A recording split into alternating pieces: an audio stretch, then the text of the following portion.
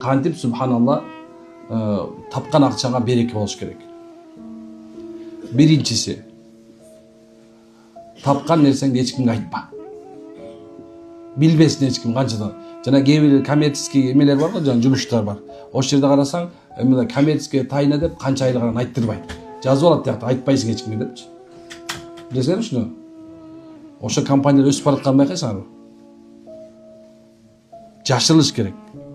Kança koyun var, kança uyun var, kança bir günde tavasın, gireşen bir ayda kança, jana karasan, men bir ayda monça taptım, monça gireşege jettim dep janagıday çıga kalıp коуч bola kalganda karasan bankrot bolуп жатып калачат. Анан телефондон көрөсүң, кarasan коуч болуп аткан bir gün мага келип калат да, эмне болсо иш болбой калды дейт да. Что сен болбойт жүрүпсүң. Уже адамдын көзү бар, көзү атып салат болду. О, тыгылып каласың бул жерге. Ошол себептен субханалла башка бирөө сеникин укпасын. Hasan el-Basri aytат, эмне кылганыңды, эмне кыларыңды айтпа дейт. Ошондо 10 жакшылыкка жетесиң. Биринчиси бул дүйнө бай болосуң. Экинчиси, тапкан акчаңдын, кирешең кандай болсо, чыгашаң ошончолук болуш керек.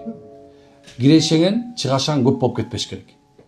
Чүнкү 10 сом тапсаң, 10 сомду мороженое жеп салбаш керек да. 50 тиын мороженое же, 9 сом 50 тиын кайра эмне ал ишке сал деген сөз. Üçüncüsü, har bir taap atkаныңды дайыма кылып аткан ишин кеңешип кылгын.